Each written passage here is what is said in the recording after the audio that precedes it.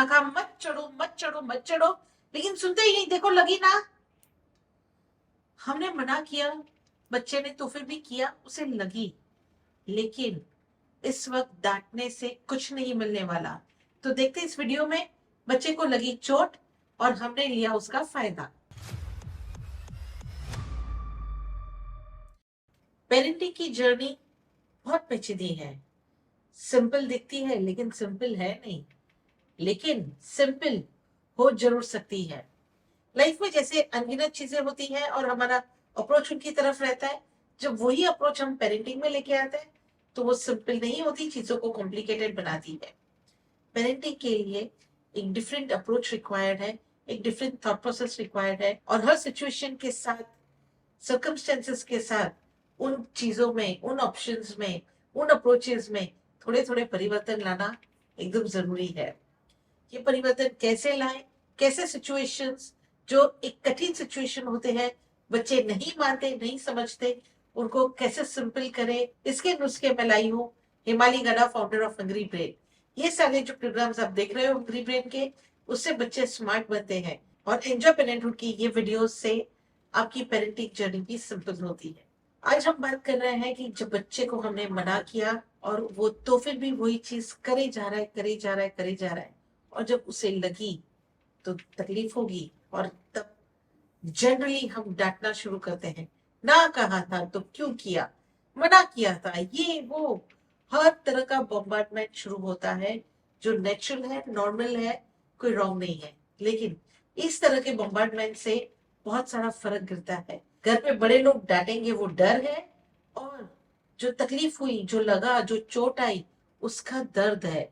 ये डर और दर्द बच्चे को बहुत कमजोर बनाता है, और इसमें जब कोई फायरिंग आती है, कोई डांट मिलती है, तो बच्चे एकदम रिबेल से हो जाते हैं। वो सारी चीजें एक तरफ, तकलीफें नासूर होने लगती हैं। ये पेरेंट्स बच्चे के लिए अचानक से विलन जैसे हो जाते हैं। तो द मोस्ट इंपॉर्टेंट थिंग जो हमें ध्यान रखना है कि ऐसे सिचुएशन में हमें बच्चों को डांटना नहीं है। उन्हें सही भी नहीं कहना, गलत भी नहीं कहना। जो हुआ हुआ, उस होने को हम नहीं बदल सकते। तो पहले हमें हमारे दिमाग में क्लियर करना है, हुआ हुआ, क्यों हुआ, किस लिए हुआ, नहीं होना चाहिए। वो सारी चीजों को वहां मत लाइए। ये सारे धुएं की तरह है। धुआं चाहे जितना भी हटा दो, साफ करो, कोई फर्क नहीं गिरने वाला। जहां आग है, जिससे धुआं निकल रहा है, उसमें परिवर्तन लाओ तो फर्क आएगा। इस तरह से बच्चा आपका नहीं सुन रहा, वो धुआं है, उसको आप जितना मनाना चाहोगे वो नहीं मानेगा। लेकिन वो आपको क्यों नहीं सुन रहा, उसके ऊपर काम करोगे तो ऑब्वियसली फर्क आएगा। अब ये इंसिडेंट्स में जब बच्चे को ऑलरेडी पेन हो चुका है, तकलीफ है, और अब डांटोगे तो जले पे नमक की तरह हुआ। सो डांटना बिल्कुल नहीं, बिल्कुल नहीं। जले पे नमक तो छिड़कना ही नहीं है। लेकिन सबसे बेस्ट चीज जो आप कर सकते हो, तो उसका ध्यान दूसरी तरफ लेके। इसके लिए कई फैमिलीज में ऐसे होता है कि दिखाते नहीं, ये चींटी है, देखो चींटी मर जाएगी, देखो चींटी मर गई, या इसने मारा, इसको मारो, चलो इसको मारते हैं, और बच्चा चुप हो जाता है। ये नुस्खे बिल्कुल काम नहीं करेंगे। They have an adverse effect. बच्चे मारना सीखेंगे, मुझे किसने तकलीफ दिया, वो तकलीफ लाने वाला पर्सन या जगह वो खराब है, मेरी कोई गलती नहीं है। तो इस तरह से भी बच्चे को चुप नहीं करना है, डाइवर्ट बिल्कुल नहीं करना है। लेकिन डाइवर्ट और कोई चीज में करो जो रियली इम्पैक्टफुल हो, आपके पेरेंटिंग में वो एक चैलेंज हो। तो ये एग्जाम्पल मैं देती हूँ अपने लाइफ का, प्रेरक के साथ का। प्रेरक बहुत नॉटी बच्चा था। फिलहाल नॉटी अभी भी है, लेकिन 19 साल का हो गया है, तो अभी नॉटीनेस थोड़ी अच्छी तरह से करता है। लेकिन जब छोटा था तब बहुत ही ज्यादा नटखट था। हमारे घर में एक स्टूल हुआ करता था, और वो स्टूल के ऊपर से वो चढ़ के जंप मारने का उसे जस्ट सीखा था। 3 साल की कुछ उम्र होगी, और वो जंप मारने के लिए जाता है, और मेरी सास रोकती है, मत मारो जंप। और मैं वहां चाहती हूँ उसके स्टूल के ऊपर एक पैर रखे, स्टूल को पकड़ के बोलो जंप मारा है, मारो।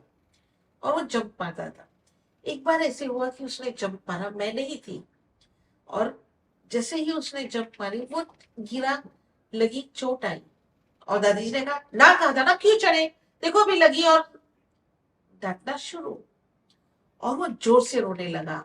अब ये सिचुएशन जहां दादी ने कुछ कहा, वो गुस्से में है, प्रेरक को लगा है वो गुस्से में है, तकलीफ में है, दर्द में है, और ये सिचुएशन में अचानक मैं वहां जा रही हूँ और बॉम्ब फोड़ रही हूँ, और ऐसा बॉम्ब फोड़ा कि प्रेरक कंफ्यूज है, मैं रो हंसू क्या करूं समझ में नहीं आ रहा।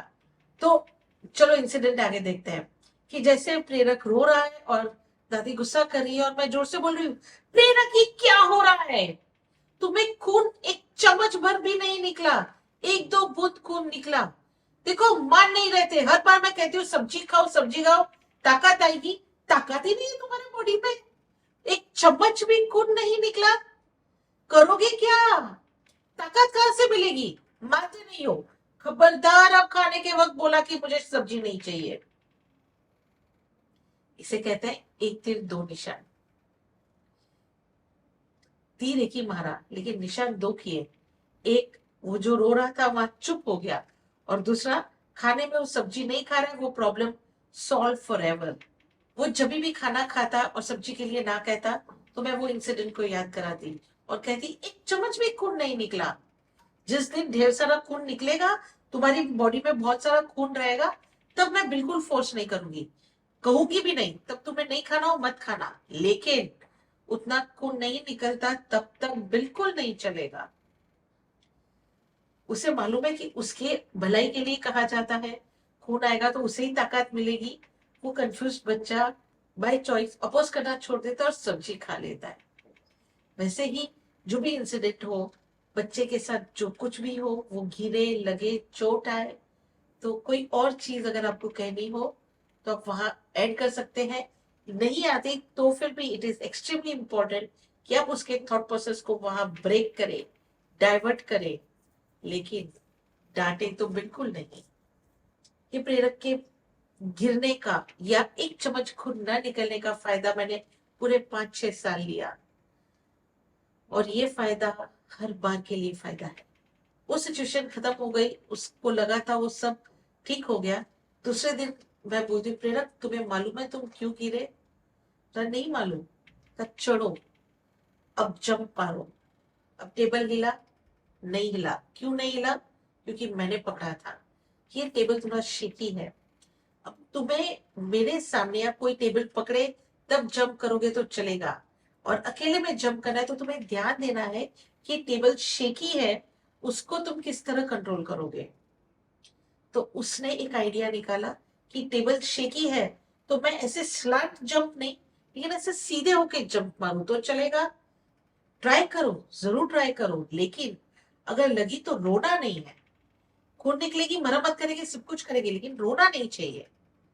वो हाँ कहता है, शेकी स्टूल से जंप करता है, पहले 2-3 बार मेरे हाथ पकड़ के कर रहा है। ही गेट्स एन आइडिया कि स्टूल के ऊपर से जो शेकी है कैसे करना है, कैसे जंप लेगा, कैसे वो सेफली लैंड करेगा। अभी इसके अंदर कई चीजें हैं जो छुपी हुई हैं। एक, हम वो दरवाजा ही बंद कर देते कि ऐसे जंप मत ही करो, तो बच्चे के लिए वो फ्यूचर उसके लिए बंद ही हो गया। वो एक्सप्लोर करना, वो फ्यूचर में जो मजा लेना, वो सब गया। और जितनी बार वो स्टूल को देखा वहां दर्द तकलीफ है, नहीं चाहिए ऐसा स्टूल, क्यों, इसी ने गिराया, वो सारे थॉट्स आते हैं। सो पहली चीज जो हमें करनी है कि उन्हें बिल्कुल रोकना नहीं है। Second, they have to understand कि ये क्यों हुआ। जो भी फॉल होता है, जो भी तकलीफें होती है, वो उसका कारण क्या है। जब तक कारण नहीं समझा, वो तकलीफें, वो मिस्टेक्स रिपीट होती जाएंगी। सो इट इज इम्पोर्टेंट कि बच्चे उसके कारण को समझे। और तीसरी मोस्ट इम्पोर्टेंट थिंग इज कि वो कारण को समझ के उसको कैसे अवॉइड करे और कैसे टास्क सक्सेसफुल ले, उसमें उनकी मदद करिए। बच्चे अभी हैंडीकैप्ड है, उनका नॉलेज लिमिटेड है, सीमित है, उन्हें नहीं मालूम क्या क्या हो सकता है, लेकिन साइंस हमने सीखा है उनसे ज्यादा, हमें मालूम है चीजें किस तरह होती हैं। वो थिंकिंग देके हम उन्हें जब सपोर्ट करते हैं कि आप कैसे जंप मार सकते हो और सेफ रह सकते हो और सेफली जंप मार सकते हो, तो उनका जो ट्रस्ट लेवल हमारे ऊपर है वो बहुत ज्यादा बढ़ता है। और जब इस तरह का ट्रस्ट लेवल बढ़ता है और कोई कोई सिचुएशन में जब हम कहते हैं बेटा आज अभी इस पे मत करो, बाकी सब चीज बराबर है, ये बराबर नहीं है। ऐसी कोई भी चीज में जब आप उसे रोकना चाहोगे, वो रिस्पेक्टफुली आपकी बात मानेगा और रुकेगा। तो दिस इज वेरी इंपॉर्टेंट कि बच्चे ने नहीं मानी कोई बात और तो उसको चोट आई, तकलीफ आई, take this an opportunity to develop the relationships. जो हमारे रिलेशन बच्चे के साथ है वो स्ट्रॉन्ग होने ही होने हैं। Every fall is an opportunity for a break through.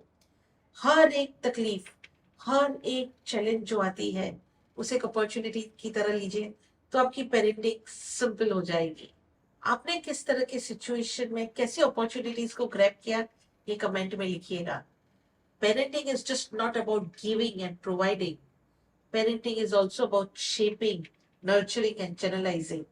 ये बच्चों की जो एनर्जी लेवल है उसे हमें चैनलाइज करना है, उनके सोच को एक डायरेक्शन देनी है, उनके वर्किंग मेथड, उनकी लाइफस्टाइल को एक ढांचा देना है, और वो ढांचे के ऊपर वो उनके हिसाब से आगे चलेगी, लेकिन बैकग्राउंड तो हमें ही बनाना है। तो वैसे कितनी सारी और चीजें जो हमें एक्चुअली बच्चे से करवानी है या हमें चाहिए कि वो बच्चा करे, हम उन्हें ऐसे सिचुएशंस में ज्वाइन करें और हमारे प्रॉब्लम्स या चैलेंजेस सिंपल करें, सॉल्व करें, जिससे हमारी पेरेंटिंग जरूर सिंपल होती है। तो अब समय है उस एक सवाल का जिसका जवाब सोचते सोचते बदलेगी आपकी पूरी दुनिया। बच्चे तो हैं, नटखट करने वाले हैं, मजे करने वाले हैं, उन्हें सारी चीजें एक्सप्लोर भी करनी है और रिस्क लेने भी है, क्योंकि रिस्क उनके लिए रिस्क नहीं है, उनके लिए तो एक्साइटमेंट की ही अपॉर्चुनिटी है। तो बच्चों को बड़ा करते करते ऐसे जब सिचुएशंस आते हैं, तो अब प्रश्न है कि ऐसे सिचुएशन में हम क्या करोगे।